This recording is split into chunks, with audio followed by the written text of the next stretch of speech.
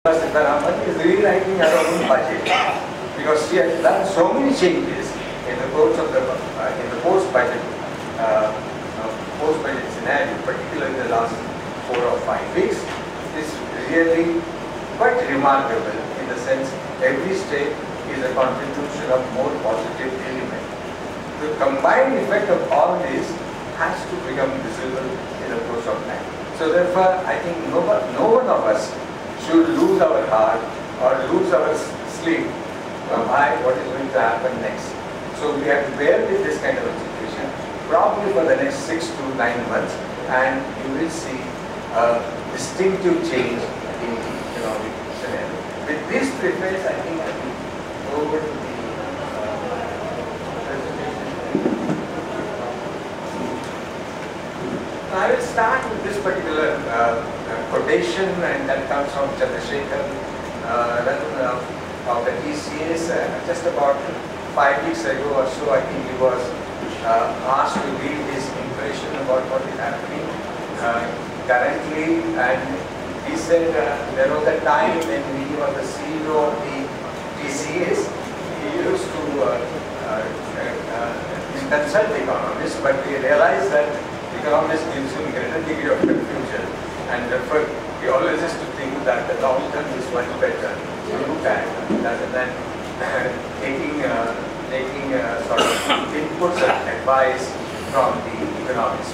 So he said that everything which he used to get from by way of different kinds of material, charts and all that, he used to complete the whole thing in a span of just one particular PowerPoint slide or something like that. So at the end of the day, economists have this particular habit of probably giving a little bit of pessimism. In fact, I think large number of economists are supposed to be more pessimistic than optimistic. One would prefer to distinguish oneself, and that's what I propose to do, that I prefer to be cautiously optimistic with respect to what is currently happening. So, given this kind of situation, we are the economists who normally give not just net views, once economists also can give good views, and that normally has been the case that we talk on the one hand this is happening, on the other hand this is happening.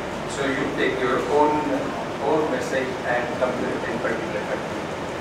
So that is the case. We will have to look at the presentation with some degree of caution also, or some degree of reservations if you want. Now let me mention to you that how the global scenario is looking at, and in this kind of a situation, International Monetary Fund, as recent as July 2019, has said that Indian economy is still looking good. Now they will probably bring down our growth rate projections for 2018 and 2019 and 20. But globally, if we look at, I think it's a sliding down. Even China is sliding down, and therefore we are in a situation where the global economic factors are significant in terms of what is happening. So, so the point is that India is still being looked upon as a relatively bright spot. Earlier, of course, in 2017 and 18, if you were to read IMF reports, they would all see. They always used to mention that we are the soft spot or the bright spot of the global economy. Now, probably there may be a slight change in that. So this is the situation with the global. You look at the trade. The trade slowdown also has been quite sharp. The global trade, which was growing at a rate of 5.5%, has dropped down to 3.7, that is 2.5, and probably recovered to 3.7 in 2020. So, trade is slowing down, and probably I think the trade will slow down even more sharply because of the tensions which are still building up between US and China, and what is happening to the geopolitical situations in Middle East and so on. So this is the situation with respect to the trade. growth has been slow. Where does India therefore stand in the global context? So in the global context, India's growth rate, and this is very, very clearly seen. I think we have seen that perhaps the numbers are 6.3% in terms of the annual growth rate. But if you look at the quarterly growth rate, so this is the kind of a worrying factor, the cause of concern which has happened. The growth rate, particularly with respect to the manufacturing sector sort of contributes roughly about 70 to 80% of India's GDP, and that is the one which is virtually giving negligible growth. And typically when we say that we are in the recessionary mode, what is being said is that for 2 quarters consecutively, if you have a negative growth on year-on-year basis, then the phenomenon of recession is being identified classically. But what we are having is a considerable slowdown both in terms of the overall GDP numbers as well as in terms of the manufacturing sector.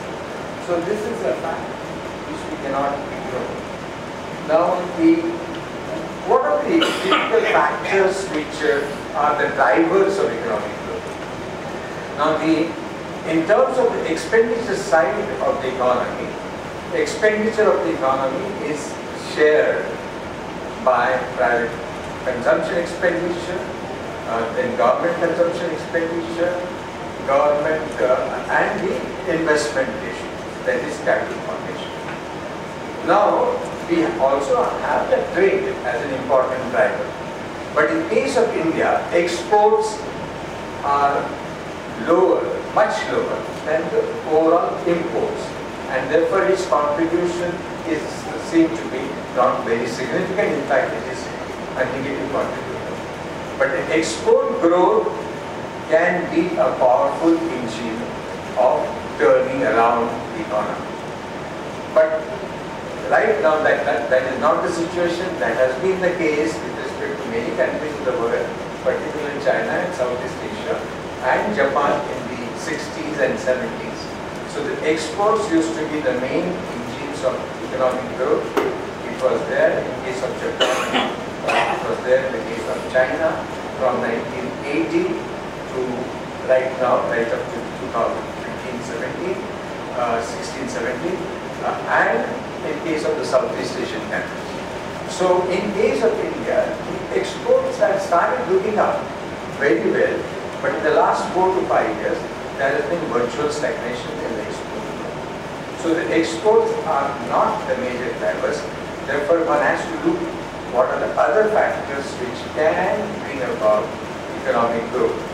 And those other factors are in terms of consumption expenditure by the private consumption expenditure, what we spend on a variety of things, not only our regular household spending, but also in terms of purchases which we do of consumer durables and so on. So the consumption expenditure is contributing significantly, as we see. But here, all these factors have been on the downward track, and as a result of which the overall economic growth rate has slowed down very sharply. So the consumption expenditure, investment growth, and the government spending, of course, one did not have to encourage that. In fact, one has to see that the government spending or government consumption expenditure doesn't rise as much.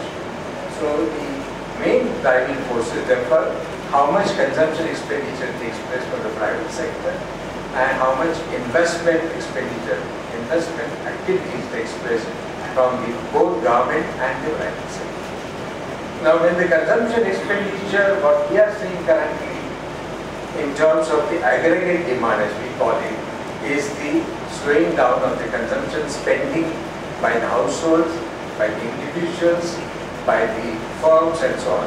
And we also see the falling private investment activity, both by the government sector and the so when we look at the chart in terms of the structural composition of the economy, we have three major sectors. Obviously, this is in terms of consumption expenditure. Roughly 59% of the GDP of the country, that is of India, is represented by consumption. So if you have a 10% growth in the consumption expenditure, which we are not having in the last year or so, you automatically get 5.9% growth in the overall economy.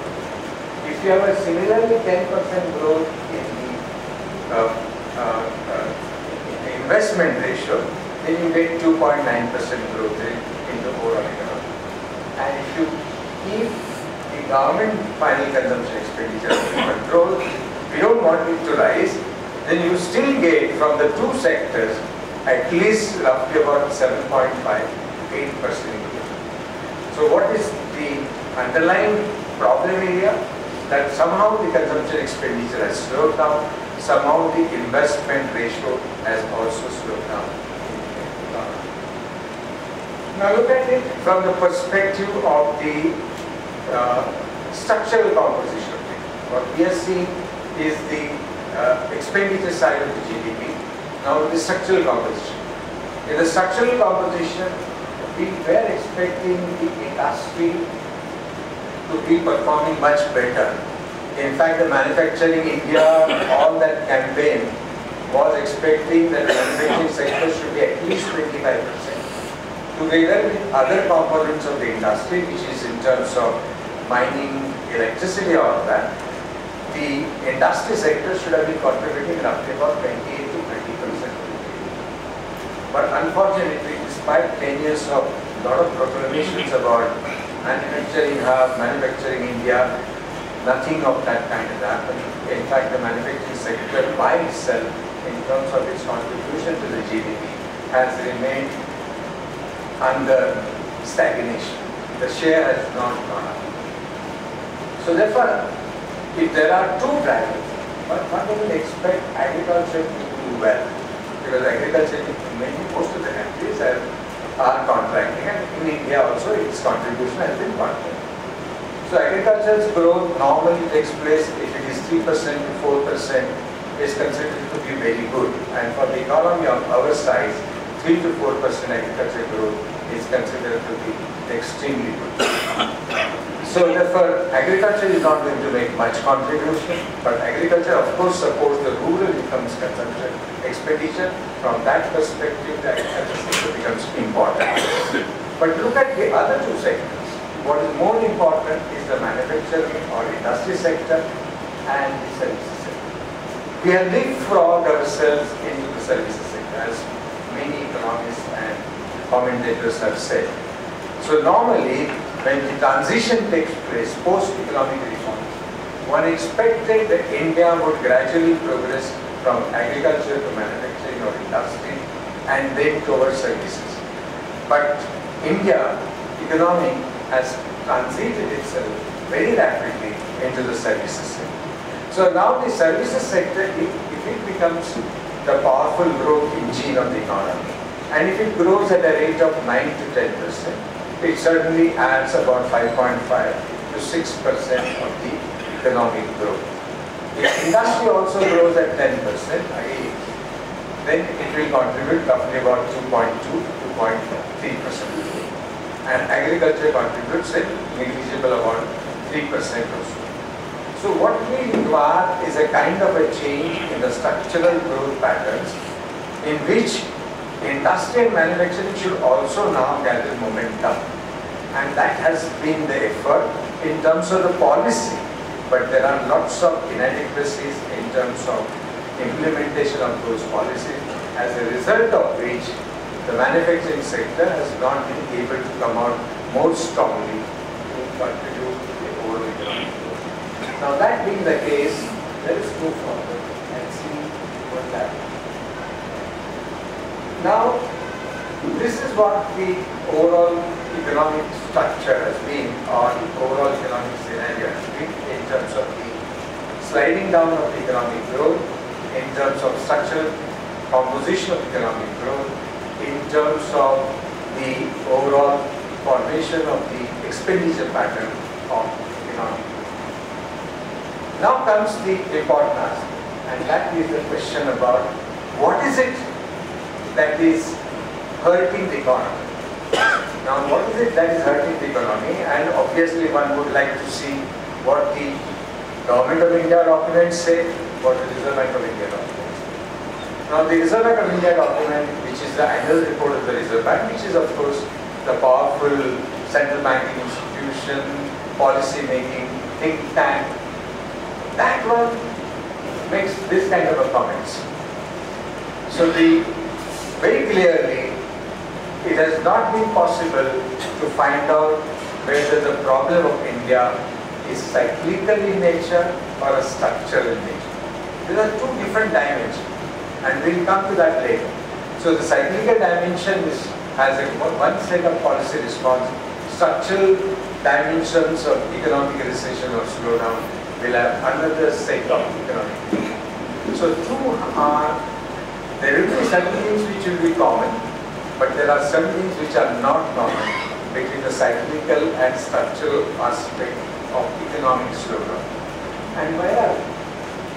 And here I am coming to this particular framework, which I would call, there are four major factors, 3 S's and C syndrome, I would like to call it the current situation.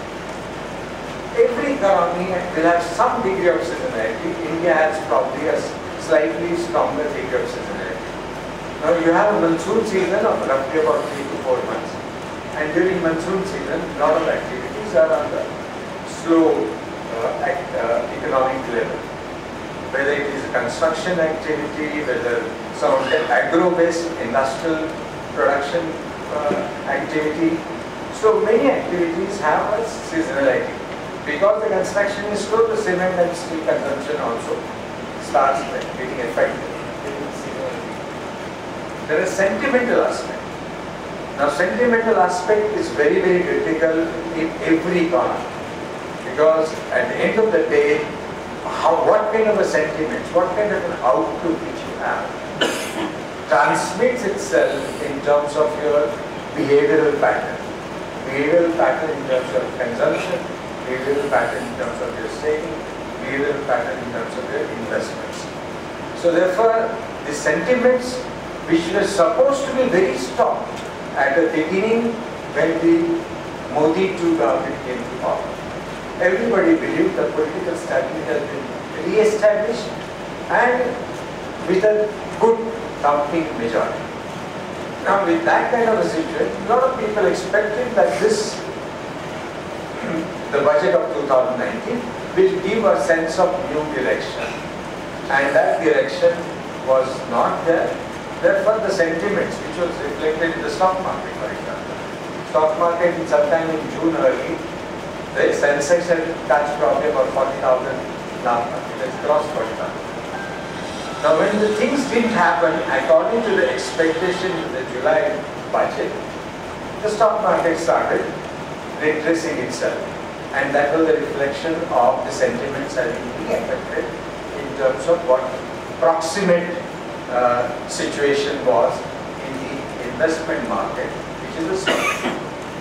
Now that has a very important bearing on how the business and industry look upon the future opportunity.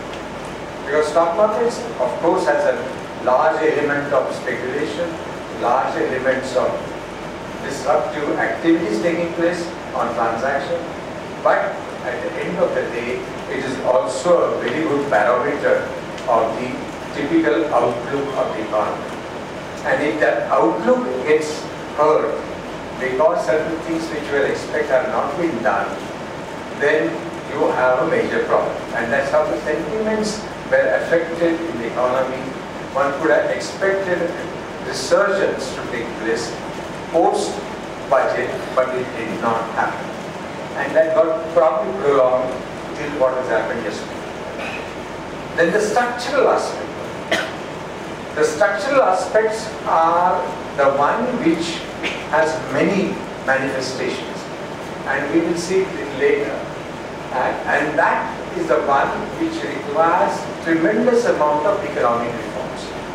What happened in 1991 as a result of economic crisis brought about completely different paradigm in terms of what the government of India did and what the Indian economy wanted to happen.